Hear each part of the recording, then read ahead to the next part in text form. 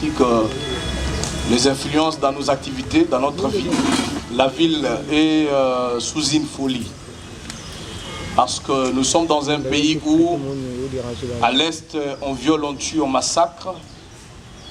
Le centre de la CENI a brûlé à Bukavu avec le ministre honoraire des Transports, l'honorable Chéribin Okende Senga, assassiné, criblé à balles par des personnes jusqu'à présent non notamment identifiées parce que le pouvoir en éprouve encore les incapacités dans l'enquête et sème même la confusion dans la lumière de son assassinat. Veillez, vous levez, observons une minute de silence en mémoire de M. Chéribin Okende.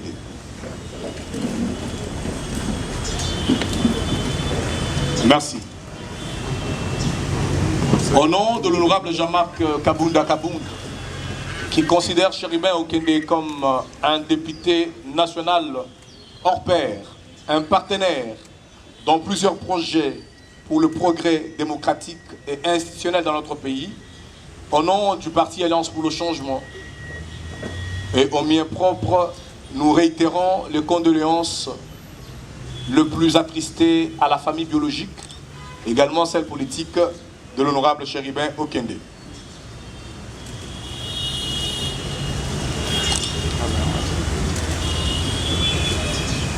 Mesdames et messieurs, chers amis de la presse, qu'il me soit permis, avant toute chose, de vous remercier pour avoir accepté de répondre massivement et de manière ponctuelle à notre invitation vous lancer à l'occasion du point de presse de ce jour. Et je vous réitère, au nom de l'Alliance pour le changement, la confiance digne aux messagers par excellence que vous êtes, afin d'informer à l'opinion tant nationale qu'internationale de la position officielle de notre parti politique au sujet des deux points essentiels ci-dessous. Il s'agit de la position du parti Alliance pour le changement sur le processus électoral en cours et de la situation actuelle du dossier judiciaire de notre président national, l'honorable Jean-Marc Kabunda Kabound. Mesdames et messieurs, chers amis de la presse, s'agissant de la position de notre parti sur le processus électoral en cours, l'Alliance pour le changement informe le peuple congolais et toute l'opinion internationale qu'elle vient d'être intentionnellement et définitivement exclue de l'ensemble du processus électoral par les pouvoirs en place de M. Félix Tshisekedi. L'Alliance pour le changement rappelle à l'opinion que son parti a été légalement et régulièrement enregistré au ministère de l'Intérieur, conformément aux dispositions prévues à l'alinéa 3 de l'article 14 de la loi numéro 04/002 du 15 mars 2004 portant organisation et fonctionnement des partis politiques en République démocratique du Congo. Cet enregistrement a été la conséquence directe d'un rapport dressé conformément à la loi cadre par le secrétaire général aux relations avec les partis politiques et tous les frais y relatifs, dont les 10 000 $ américains destinés au trésor public, ont été payés contre de preuves authentiques délivrées par la DGRAD et la Rambanque sur autorisation du ministère de l'Intérieur. Vous vous souviendrez que lors du point de presse précédent, le camarade secrétaire général avait brandi ces pièces que nous estimons que vous détenez jusqu'à présent. Mais entre-temps, notre parti, qui a la totale adhésion populaire, a réussi, dans un temps record, à s'implanter sur l'ensemble du territoire national, et c'est en s'assurant de la représentativité de toutes nos 26 provinces, en plus de notre notoriété imposante dans la ville-province de Kinshasa, la capitale. L'Alliance pour le changement compte à ce jour près de 50 fédérations implantées à travers le pays, toutes dotées de sièges fiables et équipés, auprès desquels affluent de milliers de membres. C'est là, malgré les intimidations du pouvoir en place. Il en est de même des représentations à l'extérieur de la République démocratique du Congo, où notre parti dispose de plusieurs fédérations dans plusieurs pays d'Afrique, d'Asie, d'Europe et d'Amérique. Par ailleurs, parmi ces objectifs, la conquête et l'exercice du pouvoir par des voies démocratiques à tous les niveaux, en s'est compris la présidence de la République, l'Alliance pour le changement s'est suffisamment investie et préparée pour affronter ses premières échéances électorales constitutionnellement prévues au minimum 3 mois avant la fin du quinquennat en cours, donc fin 2023. C'est dans cet ordre d'idées que notre parti compte à ce jour plus de 400 candidats certifiés par notre commission électorale du parti pour participer aux élections législatives nationales. Ces chiffres représentent déjà près de 92%, largement supérieur au seuil des 60% exigés par la loi électorale. Mesdames et messieurs de la presse, c'est à cause de cette machine politique savamment préparée qui fait certainement peur que l'Alliance pour le changement se voit être victime d'une exclusion intentionnelle de la part du pouvoir en place qui brille sempiternellement par une autocratie et qui excelle quotidiennement en violation intempestive du cadre juridique régentant le processus électoral en RDC. Ceci démontre sans nul doute un rejet manifeste de l'inclusivité de ces processus électoraux, pourtant voulu par toutes les parties prenantes. Le premier acte d'exclusion de l'Alliance pour le changement à ces processus électoraux est l'hésitation affichée par la Direction générale du journal officiel, service sous tutelle de la présidence de la République, de publier jusqu'à ce jour, dans ces numéros, les statuts de notre parti politique, alors que par diligence de nos membres fondateurs, nous avons requéri cette publication. Ces refus violent manifestement les dispositions de l'alinéa 2 de l'article 16 de la loi précitée sur le parti politique qui oblige à ces services de l'État à exécuter cette publication sans délai et sans quelconque frais.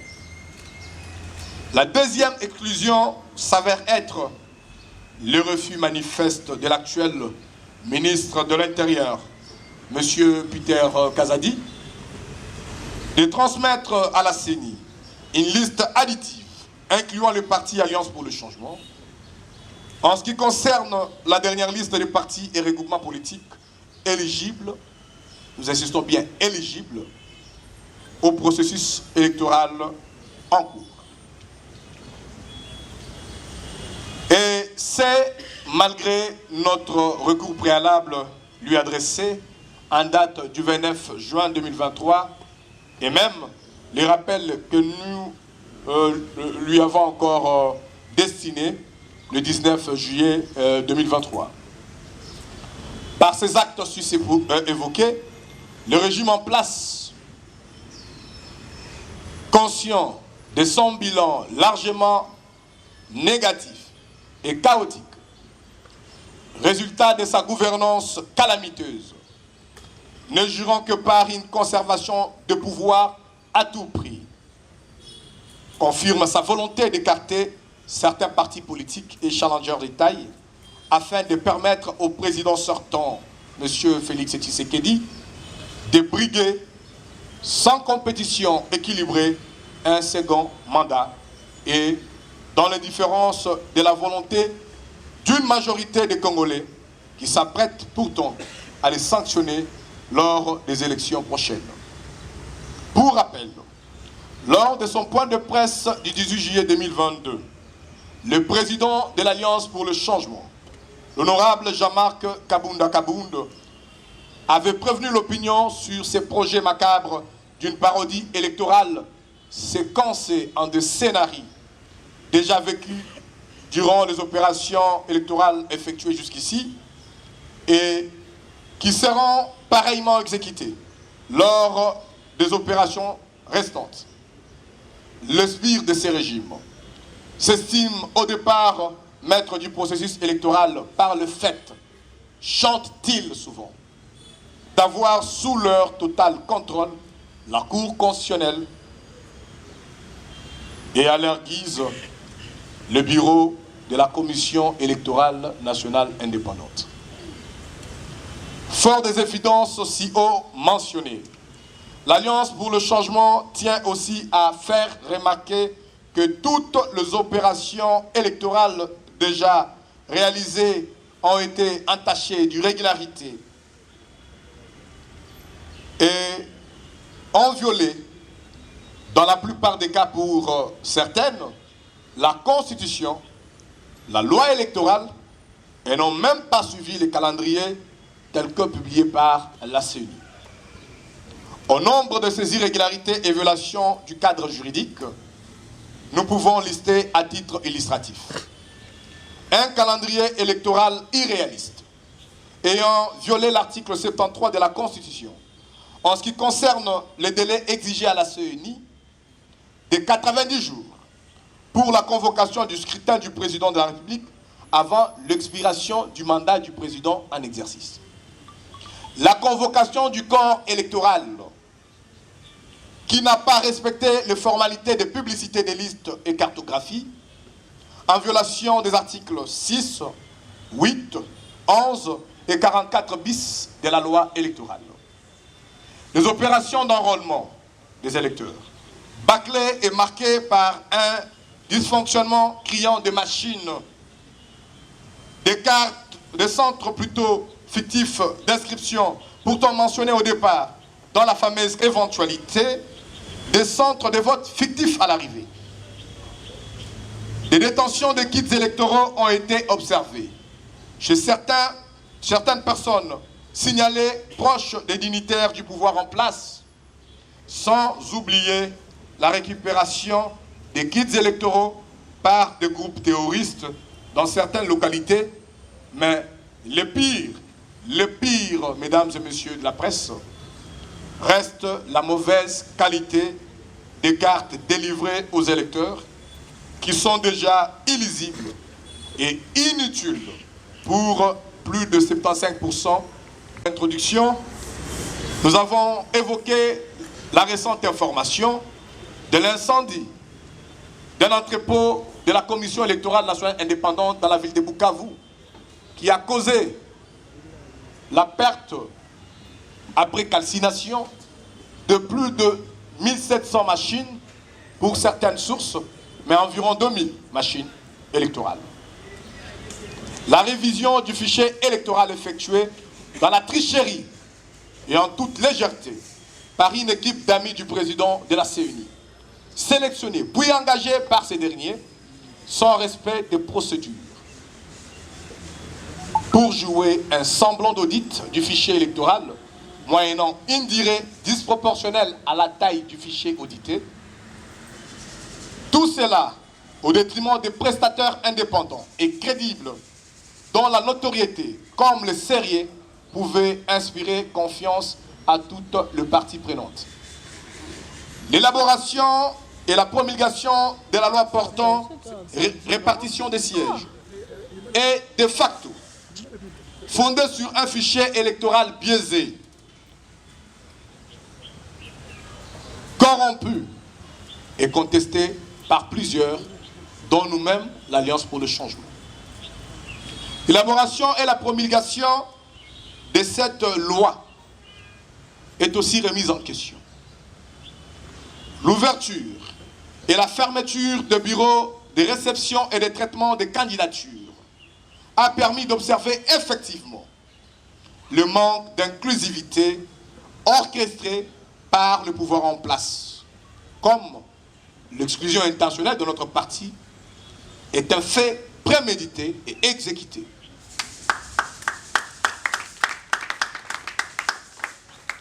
Ensuite, la méfiance générale dans les chefs de plusieurs opérateurs politiques sérieux à l'égard de ces processus électoraux. Et seul le parti monolithique, d'ailleurs non éligible, parce que, mesdames et messieurs de la presse, nous avons martelé sur le mot parti éligible. En ce qui concerne cela, la loi électorale reconnaît le droit de concourir aux élections aux partis politiques enregistrés et ayant une durée d'existence et de fonctionnement d'au minimum 12 mois pour les partis politiques. Et pour les regroupements politiques, il faut au moins, au minimum, 3 mois. C'est ce que dit la loi électorale. Ces partis monolithiques non éligibles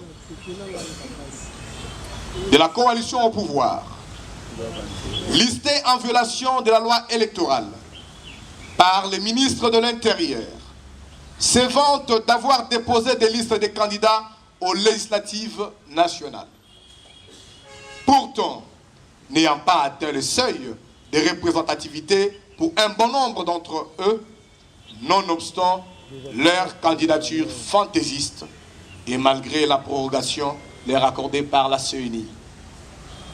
En dépit de toutes les difformités précédentes, nous avons voulu mettre à l'épreuve le pouvoir en place par des voies républicains, en souscrivant à ces prétentions mensongères de vouloir organiser les élections véritablement démocratiques, dit-il, dans les délais constitutionnels. Voilà pourquoi la commission électorale de notre parti a enregistré pour ce faire ces centaines de dossiers de candidats députés aux législatives nationales. Comme nous pouvons le vérifier ensemble avec eux, nous allons nous livrer à cet exercice d'ici peu. C'est une structure technique. Ces dossiers sont donc constitués en conformité aux exigences et aux critères publiés par la Commission électorale nationale indépendante. Le bureau de notre Commission électorale nationale est là présent, muni de 10 dossiers et accompagné d'ailleurs par un échantillon de nos candidats de circonscription de la ville-province de Kinshasa. Mais au bout du compte, nous revenons pour déplorer la dangerosité de la voie sur laquelle nous mène ce régime. Ces inquiétudes au sujet des élections qui avaient essentiellement justifié la rupture entre le président Jean-Marc Kabunda Kabund et le président Félix Tshisekedi, il y a plus d'une année passée, vous vous en souvenez, sont partagées aujourd'hui par tous les leaders sérieux de notre échiquier politique, la société civile, les mouvements citoyens ainsi que les confessions religieuses. Mesdames et messieurs de la presse, au regard du tableau sombre peint ci-dessus, l'Alliance pour le changement, tout en partageant ses points de vue avec les autres parties prenantes, d'autres partis politiques de l'opposition, la société civile, les mouvements citoyens valeureux, les confessions religieuses et les organisations d'appui à la démocratie, remet en cause le processus électoral tel qu'engagé par le pouvoir en place. Tout en réitérant son engagement originel au processus démocratique, l'Alliance pour le changement estime que ce processus électoral, tel qu'engagé par le pouvoir en place, augure un coup d'État démocratique. Il y a donc l'absolue nécessité de rechercher un consensus large, voulu d'ailleurs par le constituant congolais, autour de la réorganisation de la CENI.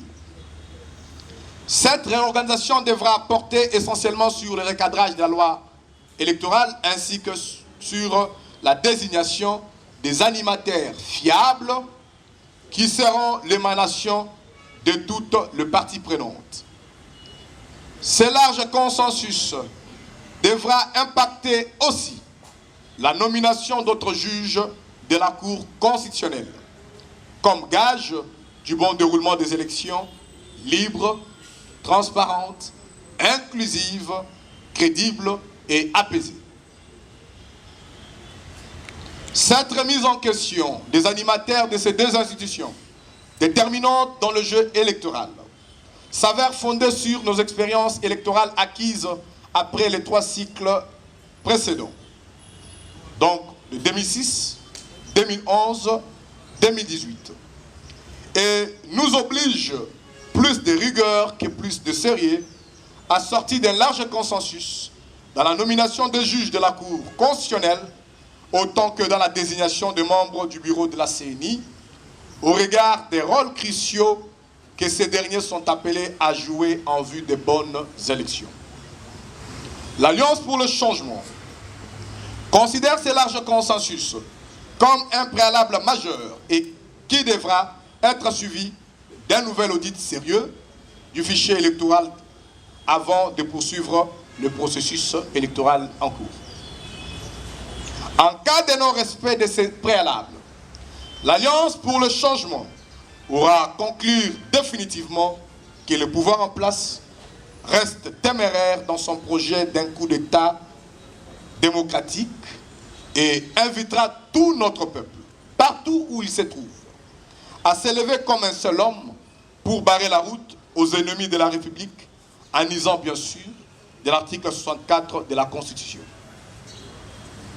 Mesdames et messieurs de la presse, mus par un sentiment patriotique et déterminés à faire échec à tout complot contre la nation congolaise et le peuple souverain, l'Alliance pour le changement a levé en toute responsabilité l'option de lutter pour l'organisation et la tenue des élections véritablement démocratiques dans notre pays.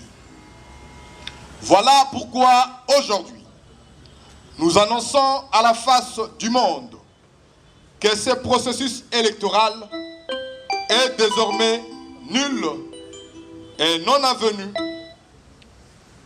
Je disais donc, voilà pourquoi aujourd'hui, nous annonçons à la face du monde que ce processus électoral est désormais nul et non avenu.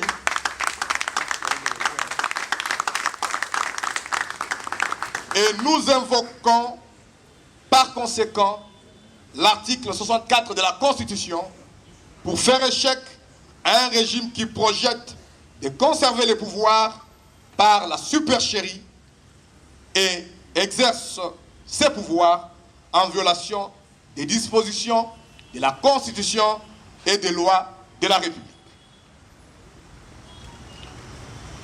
Mesdames et messieurs, nous n'avons qu'une seule nation.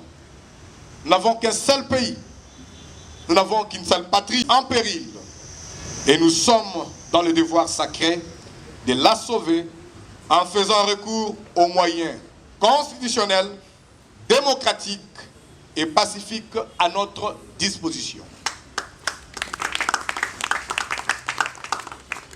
Mesdames et messieurs de la presse, avant de terminer, je voudrais vous rappeler et surtout vous parler de la situation actuelle du dossier judiciaire de notre président national, l'honorable Jean-Marc Kabunda Kabound.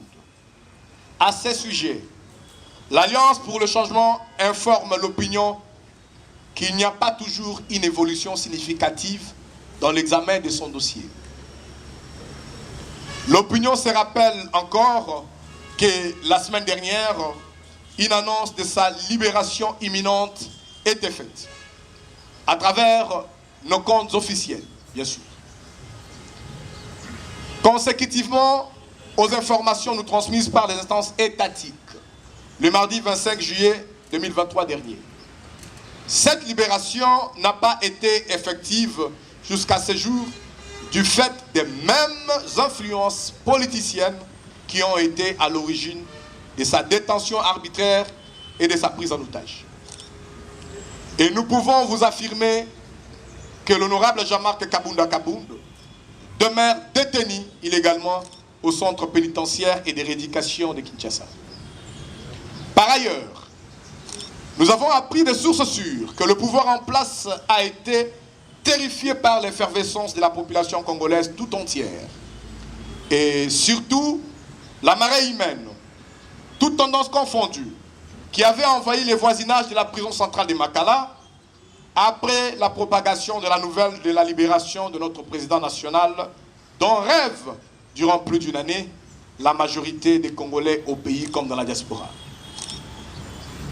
Contrairement aux intentions sulfureuses qui couvrent plutôt ces procès politiques de la honte contre le président Jean-Marc Kabunda Kabund, celle de l'empêcher, coûte que coûte, d'être candidat à l'élection présidentielle, en lui complotant une condamnation devant prolonger sa prise en otage, le peuple congolais vient d'exprimer la semaine passée son souhait ardent de le voir libre et poursuivre la quête d'un changement véritable dans notre pays, lui légué par son père idéologique, le leader Maximo, Feu Étienne Tshisekedi Wamulumba, d'heureuse mémoire.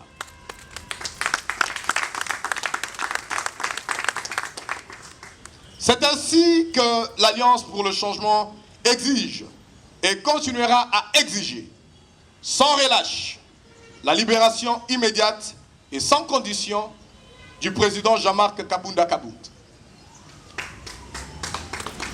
Mais, en cas de la témérité dans la dérive totalitaire du pouvoir en place, notre parti vous annoncera incessamment la reprise de ses actions revendicatrices.